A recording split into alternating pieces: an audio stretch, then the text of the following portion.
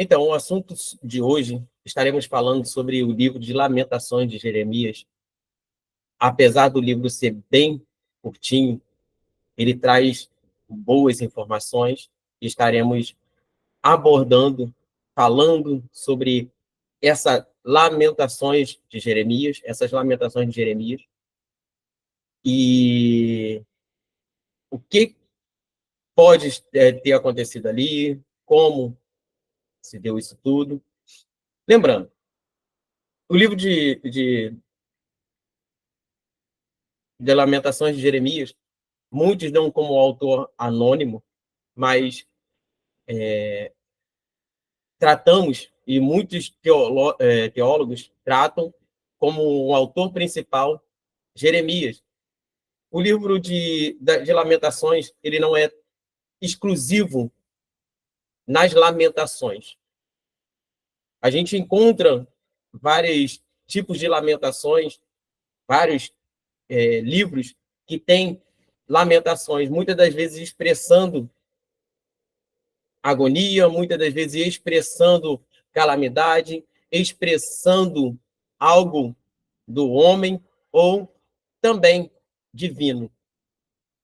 E a gente pode ver que esses poemas são encontrados também, né, na parte bíblica, em Salmos, tanto 10, Salmos 63, o 69, o Salmos 74 e 79.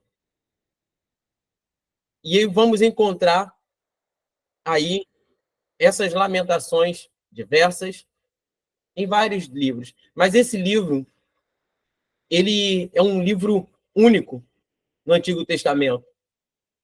Contém 5 poemas e é tratado assim, que cada capítulo como um poema, uma reflexão poética acerca do cerco de Jerusalém e do exílio. Esse livro era lido na festa que comemorava a destruição e a levada para o exílio babilônico. Então, anualmente, ele era lido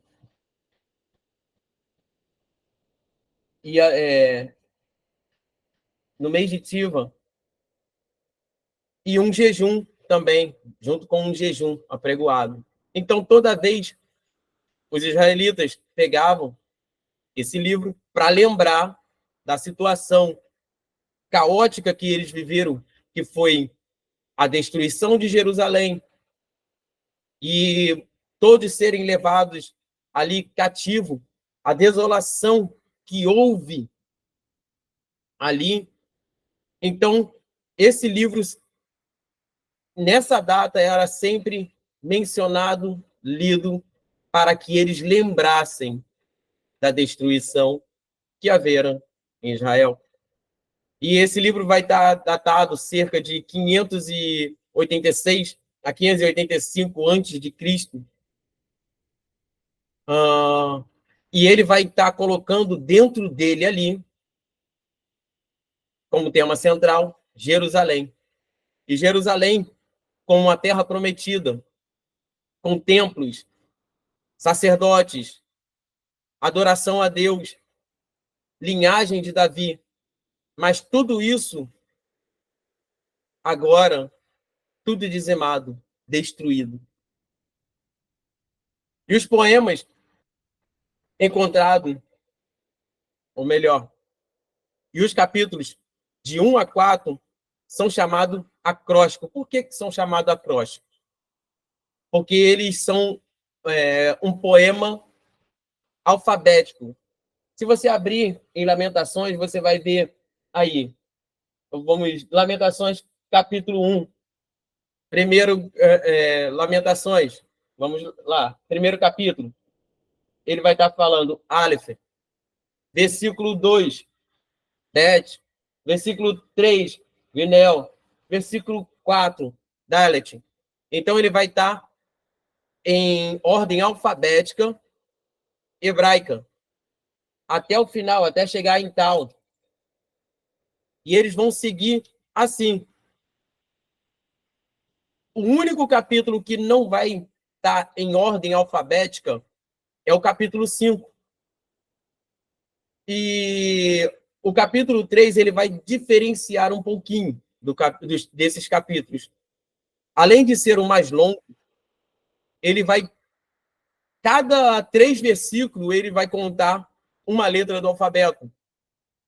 Se vocês abrirem um capítulo 3, você vai ver capítulo 3, versículo 1, 2 e 3, que é Aleph.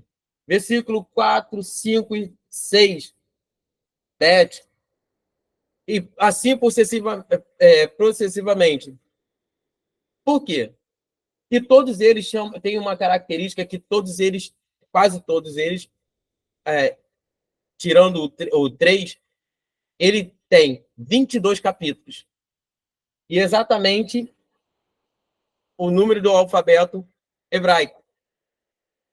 O capítulo 3, ele conta 3 versículos e vai estar falando uma letra do alfabeto e juntando ele vai dar 66 versículos.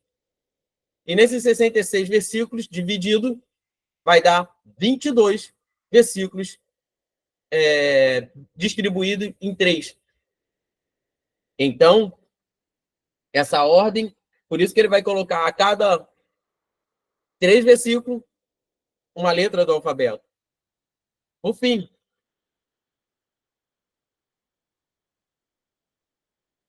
e aí abrimos nosso primeiro capítulo.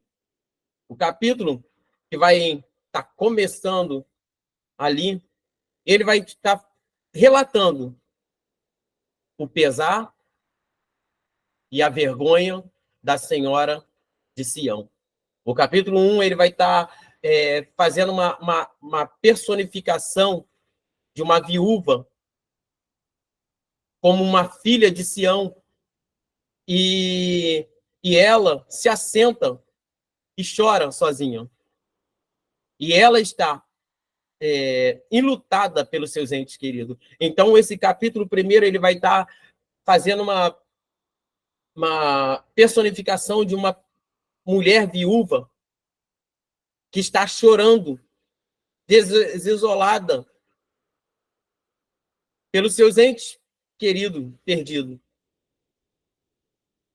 E ela fala: veja, Senhor, a minha aflição. A destruição traz um certo trauma psicológico para aquele povo, para o povo de Israel. Isso só pode ser expresso ou sentido, né? Por isso que ele faz essa conotação de uma viúva que está em um funeral.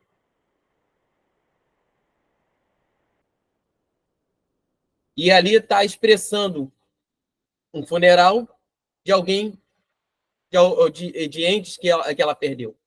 E só quem passou pela dor, né, de estar perdendo o ente querido, sabe como é que é sentir na pele alguém que você ama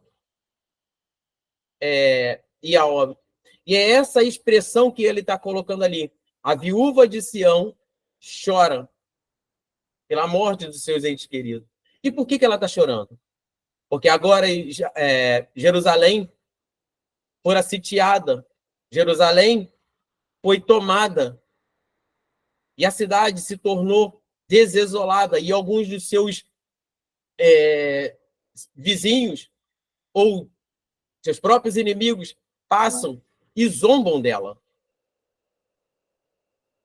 E zombam dizendo: olha, essa não era a famosa cidade? Essa não é a famosa cidade de Jerusalém? Tão formosa, cheia de virtudes? Não era a cidade mais linda que se via? E além de chorar por essa catástrofe, Sião estava vendo seus inimigos zombarem. Então, esse capítulo 1 faz esse resumo desta situação que está acontecendo ali.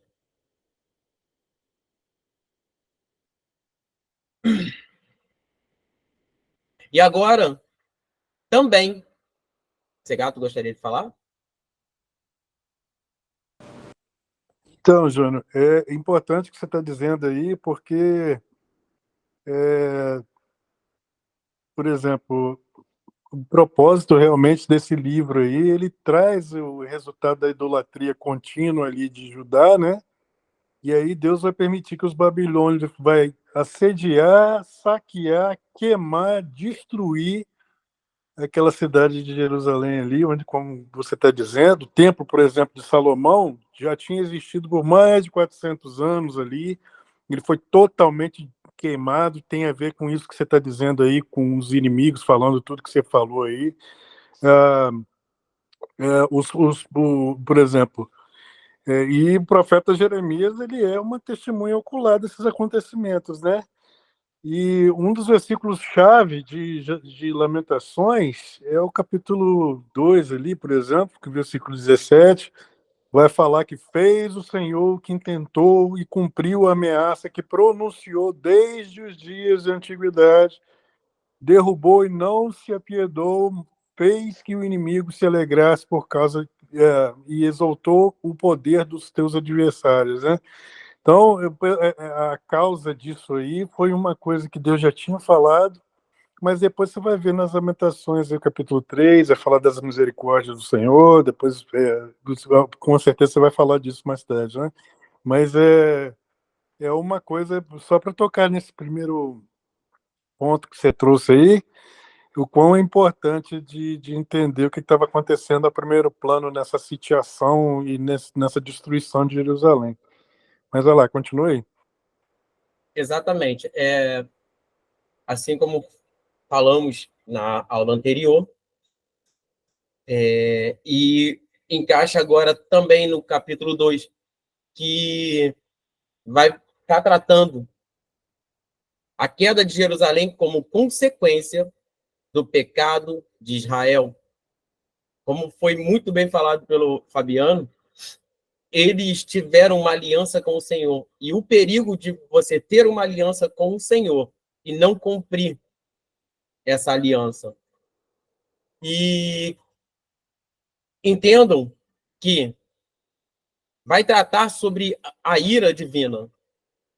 Mas quero que vocês se atentem que a ira divina aqui, ela não é, por muitos historiadores, por muitos teólogos, ela não é tratado como uma raiva volátil, como algo que incompulsivo.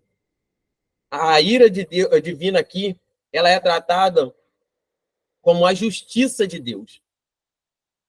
E assim como Israel quebrara a aliança que ele teve, que eles tiveram com o Senhor, e muito foi avisado por muitos profetas, por muitos sacerdotes, foram constantemente avisados sobre a quebra da aliança. E ali você vê que Israel entrou em uma aliança com Deus e a violou.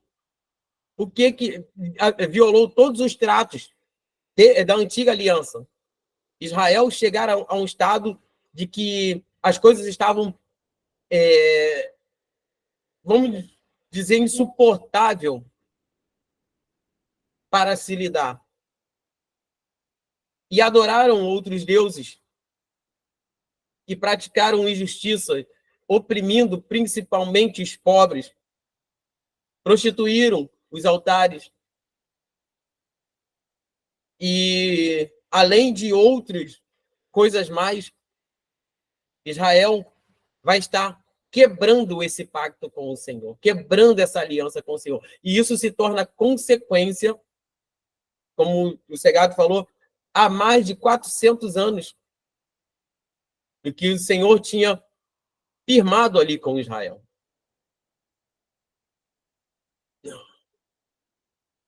E com isso, o que estamos tratando aqui é a ira de Deus, ou podemos colocar a justiça de Deus sobre o pecado de Israel.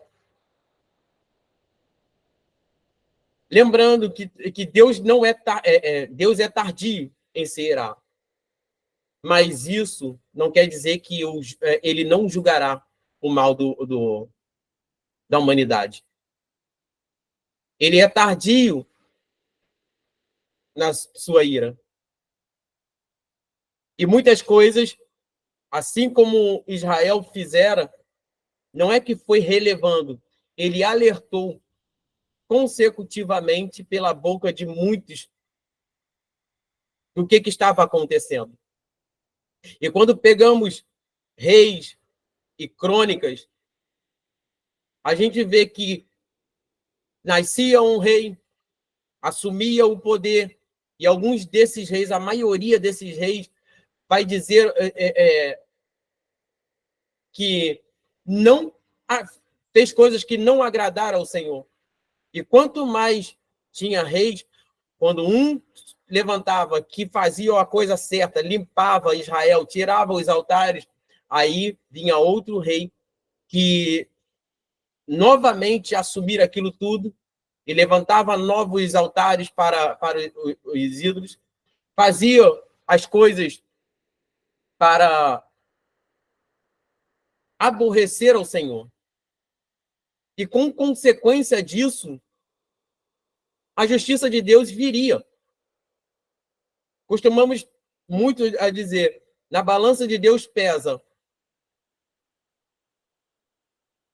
justiça e amor, mas a justiça de Deus não sobressai o amor, e o amor de Deus também não sobressai a justiça. E aí é o que está acontecendo aqui,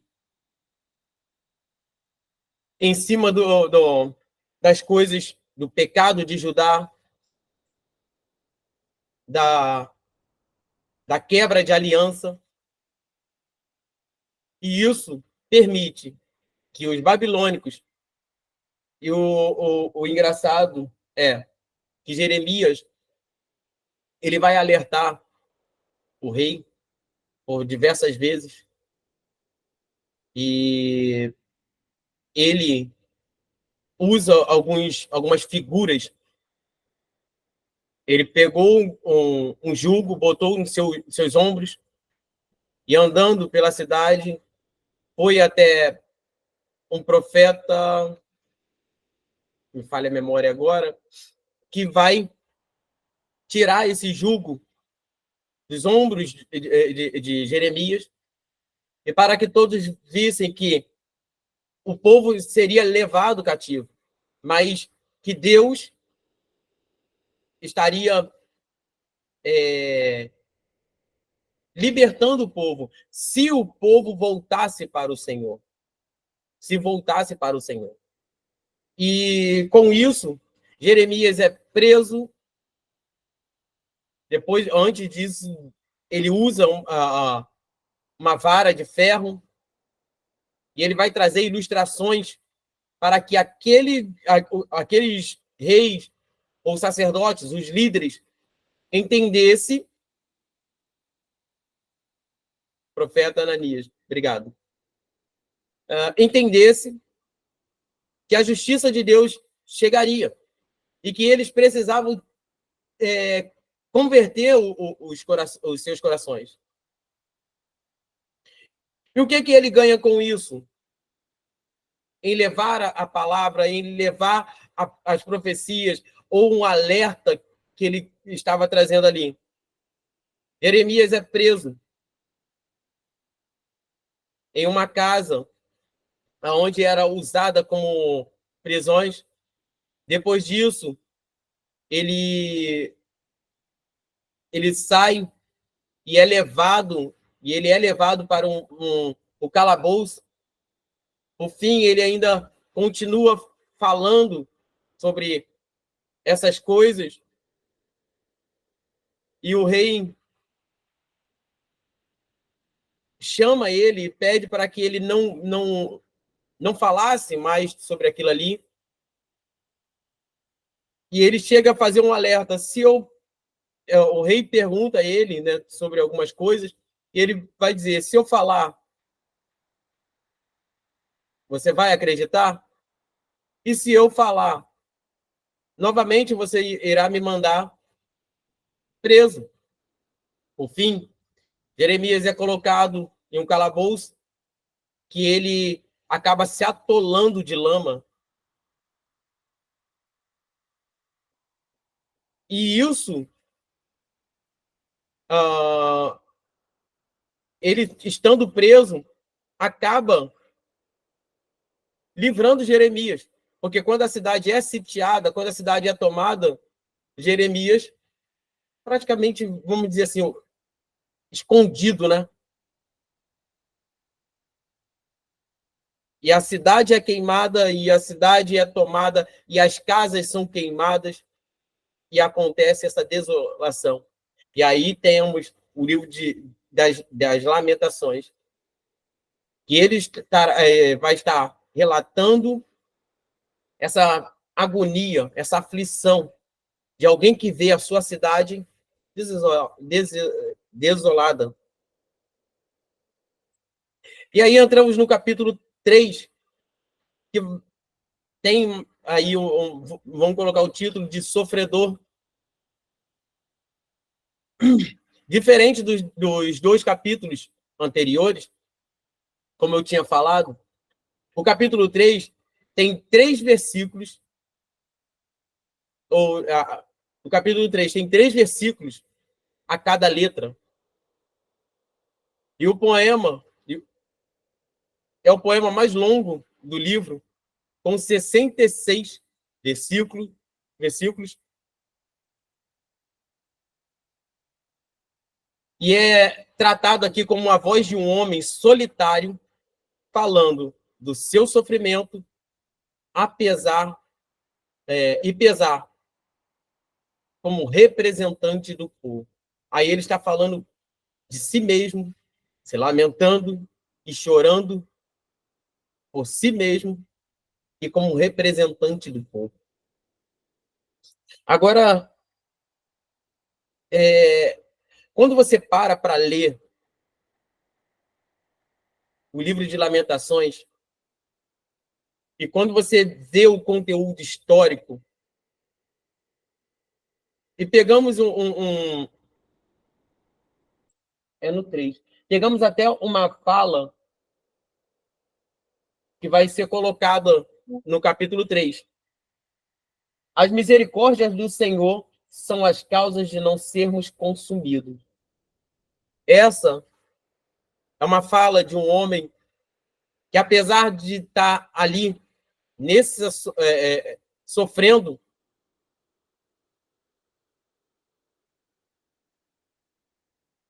ele está tendo uma certa certeza e esperança de que o Senhor, assim como o Senhor viera com justiça,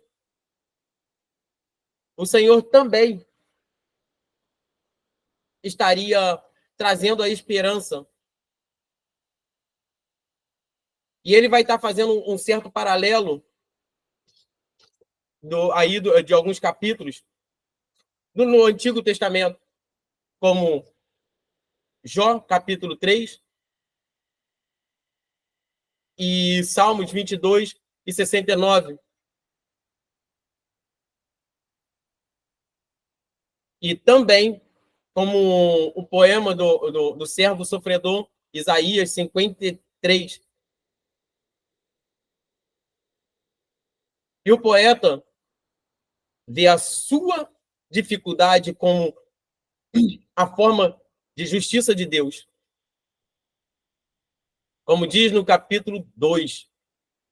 Mas é um paradoxo, mas paradoxalmente é isso que dá esperança ao poeta, ou a Jeremias, de que o Senhor, mesmo com a sua justiça, e aí ele usa essas palavras que são palavras que são promessas, que está em Lamentações, capítulo 3, é onde que estamos, capítulo 3, versículo 22 ao 24,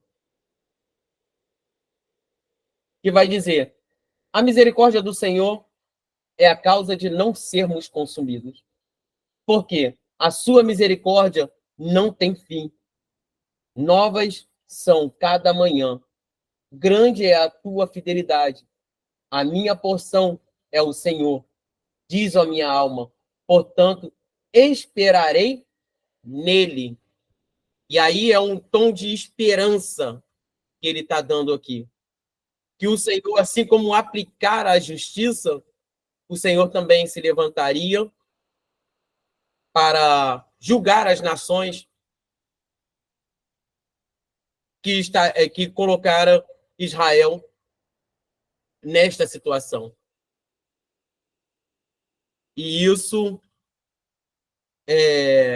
vai trazer uma certa ponta de esperança para este homem, ou para todo Israel, melhor dizendo.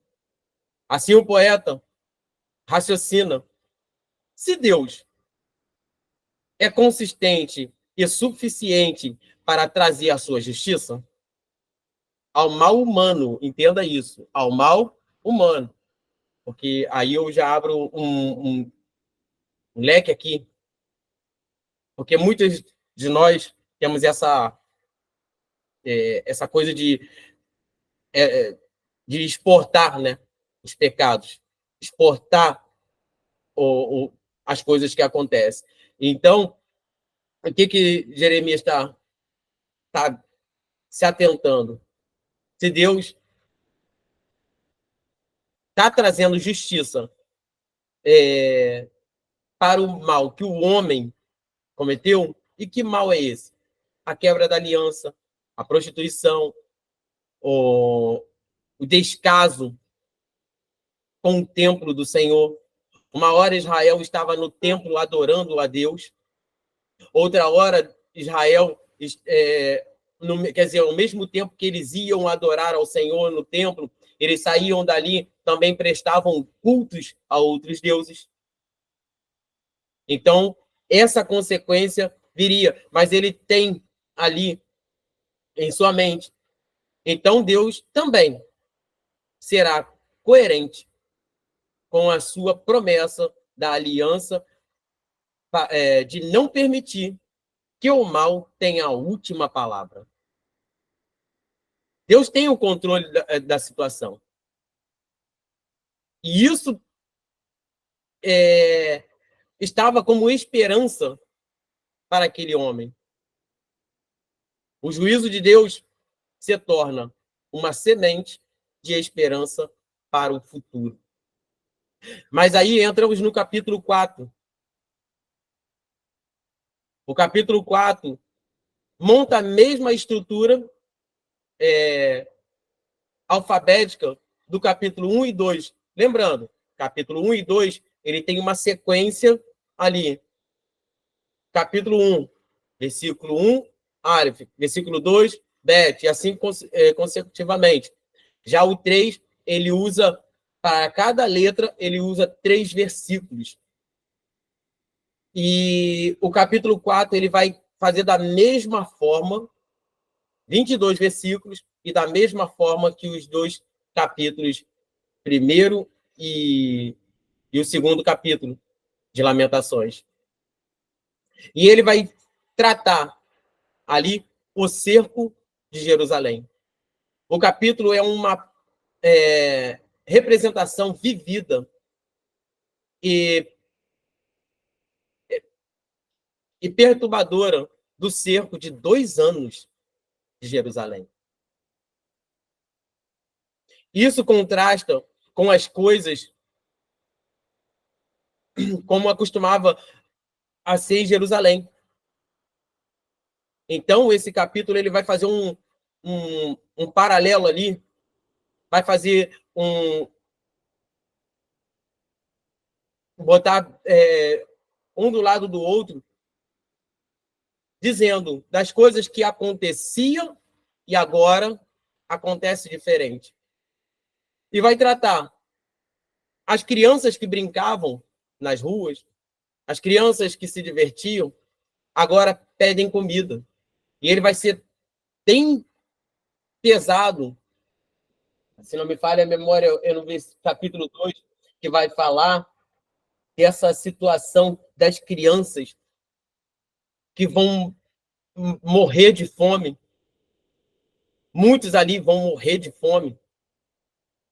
Uma desolação, assim, e é triste ver, triste você ler, né? Porque quando você entra na história, você sente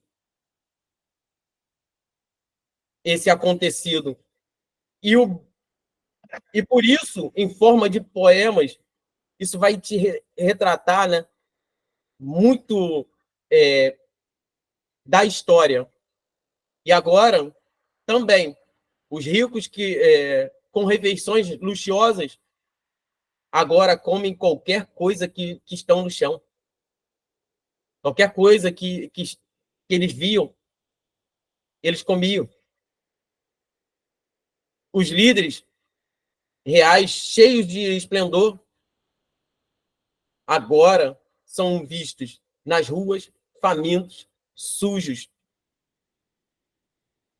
e irreconhecíveis. E o rei da linhagem de Davi é capturado e arrastado. Olha que contraste.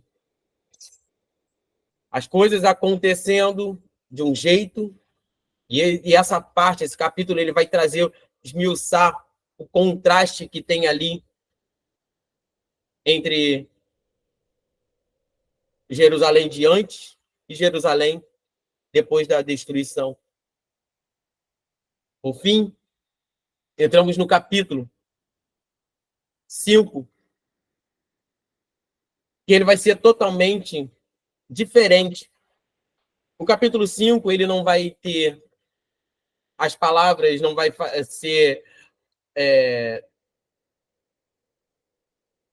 tá falando do alfabeto ali, cada trecho. Apesar de também conter os 22 versículos, ele é uma expressão, né? É o poema final e o único que quebra o conceito dos anteriores.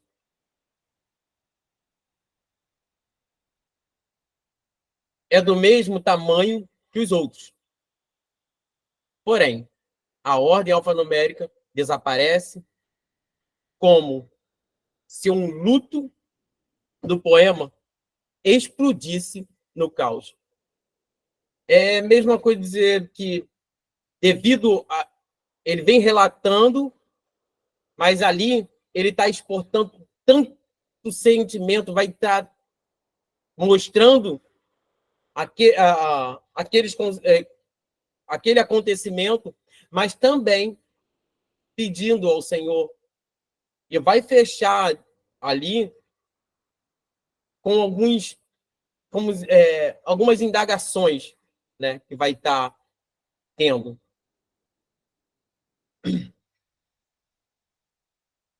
O poema é uma oração comunitária pela misericórdia de Deus. E assim que vai estar fechando. Israel agora está clamando, está pedindo a misericórdia do Senhor. Israel implora a Deus para não ignorar o seu sofrimento ou abandoná-los. E o poeta oferece uma longa lista de diferentes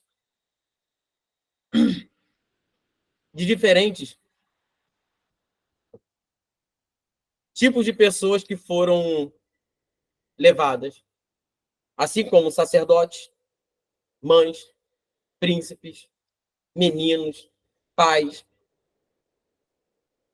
e tem um clamor no final. Ou no final, não, no começo, se você abrir aí, no capítulo 5, vai estar dizendo exatamente: lembra-te, Senhor, do que temos sucedido. Considera e olha para o nosso opróbrio.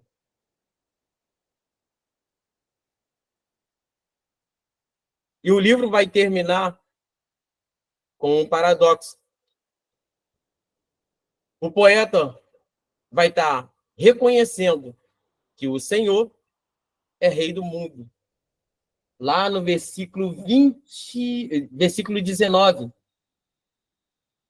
vai estar escrito: tu, Senhor, permanece eternamente, e o teu trono de geração em geração.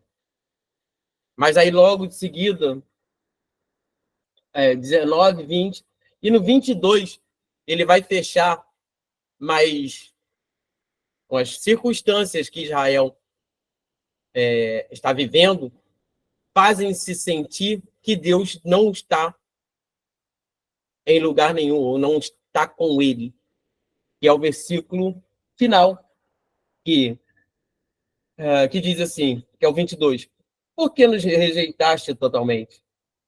Por que te enfurecerias contra nós de tão grande maneira? E aí vai fechar, termina aqui, Lamentações de Jeremias. Mas o livro a Bíblia não finaliza, não termina aqui. Aqui está terminando Lamentações de Jeremias. Como eu falei, esse livro era lido na festa que estaria lembrando da desolação, da destruição que os levariam cativo. Então, solenemente, eles liam e faziam um jejum anualmente e citavam ou liam o livro. Bem, o livro, para dados informativos, o livro Lamentações de Jeremias é encontrado em manuscritos gregos e na Septuaginta, mas no Talmud os escritos rabínicos referem-se simplesmente como Lamentações ou como que é Eka, a palavra inicial no hebraico, ou como, dado o nome, como.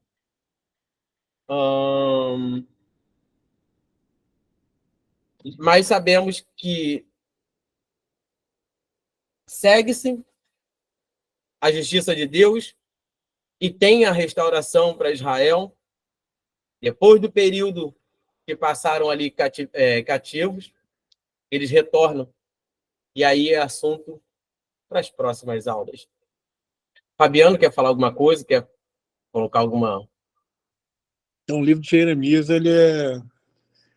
Tanto Jeremias quanto Lamentações uma época de Israel muito triste, né? Porque o povo não dá ouvido realmente ao que Deus tem levantado seus profetas num tempo de desobediência, num tempo que Deus quis trazer a eles um entendimento, mas o povo não escuta, né? O profeta Jeremias, ele vive ali nos últimos dias da nação decadente ali de Israel, e ele foi ali o último profeta que Deus enviou para pegar ao reino do sul, que era formado por aquelas tribos ali de Judá e Benjamim, né? Então Deus ele vai enviar ali essa mensagem, né, para ver se eles dão ouvido. E aí você vê todo esse esclarecimento que o Júnior vai falar sobre esses capítulos das Lamentações, daquilo que aconteceu posteriormente ali no livro de Lamentações de Jeremias, né? Então Deus ele envia Jeremias ali para ajudar com uma última advertência antes ali de expulsá-los da terra, dizimando ali a nação e enviando eles ali ao cativeiro no reino pagão ali da Babilônia, né? Então, mas esse último versículo que o Júnior escreveu vai trazer a esperança, né, daquilo que o profeta tinha no coração em relação a Deus e o seu povo, né? Tu, Senhor, reinas eternamente, o teu trono subsiste de geração em geração. Aí depois ele vai falar tudo aquele negócio, né? Porque te esquecerias de nós para sempre, né? Porque nos desampararias por tanto tempo, converte-nos a ti, Senhor. E aí ele vai trazer isso aí. Tem gente que usa o livro de Jeremias como uma coisa positiva, aquele versículo tão famoso aí que o pessoal usa bastante, né? Eu sei, Jeremias 29:11, né? O pessoal usa muito ele. Muita gente não se atenta que aquele versículo está falando de um tempo muito difícil, né? Que o povo está sendo preparado para ser levado cativo. Mas também está trazendo ao povo uma esperança e uma lembrança de um Deus fiel que vai cumprir as suas promessas. E em relação à promessa e proteção, o povo de Israel sempre ficou debaixo, condicionado a promessas. O Júnior já trouxe bastante esclarecimento sobre essas coisas. O povo de Israel, você olha o livro de Deuteronômio, e o livro de Deuteronômio ele vai colocar o povo de Israel numa condição de bênçãos, maldições, e dentro dessas bênçãos e maldições estão os seus inimigos. Então, Deus, ele traz proteção, ou tira essa proteção relacionada à obediência. Nessa época dos cativeiros, o cativeiro começa com uma desobediência muito grande ali, partido ali de Salomão, né? Salomão, mais uma vez, faz uma besteira e acaba que Deus vai rasgar o reino, né? Depois que ele fala com o profeta Natan, leva ali uma advertência a ele, e ele não escuta, e Deus vai realmente acontecer essa coisa aí mais tarde, da divisão do reino. Mas Deus sempre trouxe uma esperança, uma voz no meio do seu povo através dos seus profetas, para ver se trazia o coração do povo alerta de se voltar a Deus. Mas Deus não pode também quebrar a sua palavra, né? Ele é fiel à sua palavra. E essa fidelidade à sua palavra é que faz cumprir justiças, né? Embora ele seja sempre fiel, ele também cumpre justiça quando é necessário através da desobediência de um povo que está condicionado a uma palavra a ser seguida. Então, como o Júnior bem explicou o livro de Jeremias hoje, a importância, né, Júnior, de seguir em obediência à palavra de Deus e as suas condições, as suas promessas, como elas se cumprem na vida daquele que crê e que obedece segundo os seus mandamentos, né? E hoje a igreja, através de Cristo, nós também temos as nossas promessas a serem seguidas e já foram estabelecidas na pessoa de Cristo, na suficiência da pessoa de Cristo, e às vezes a gente ou não se atenta realmente naquilo que nós temos como herança agora, diferente de Israel, mas tudo se cumpre na pessoa de Cristo. Às vezes a gente não toma uma consciência daquilo que a gente tem em Cristo Jesus como herança, né, Ju? Então, o pessoal às vezes esquece um pouquinho essa coisa e acaba não entendendo as riquezas das heranças que temos na pessoa de Jesus Cristo hoje para a vida da igreja, né, Ju? Então, queria que você falasse só uma pontinha disso aí, mas é isso aí. Foi uma explicação muito boa. Graças a Deus a gente está aqui junto para aprender um pouquinho mais. Deus abençoe. Amém. Eu vou estar colocando aqui, porque estamos falando sobre Israel, mas lembrando que, como o Fabiano falou, estamos também sobre uma aliança. E o risco, né, de quebrarmos a aliança com o Senhor. Israel estava sobre a antiga aliança, o pacto da antiga aliança. E E a igreja, como é que fica nessa história? Pode ser de qualquer jeito, pode ser de qualquer forma. Não. Também temos uma aliança. E essa aliança, ela é firmada na cruz do Calvário, com o sangue de Cristo, que estaria ali. Este é o pacto da nova aliança, vertido na cruz do Calvário. Então, tem as regrazinhas da aliança. Fomos comprados por um preço muito caro. Então, não se pode simplesmente achar que vai invalidar o sangue de Cristo. E por isso temos alertado muitos aí sobre essa questão da aliança, do sangue de Cristo vertido na cruz do Calvário, e que não pode ser anulado por ninguém. Por mais que haja falas aí diferentes, falas que tentam tirar, né, o sacrifício salvífico de Cristo na cruz do Calvário, se continuarmos com um propósito. Porque é fácil olharmos para o pecado de Israel, para a idolatria de Israel, para o momento que Israel estava vivendo. Mas temos que olhar para todos nós e vermos também que não podemos quebrar a aliança com o Senhor.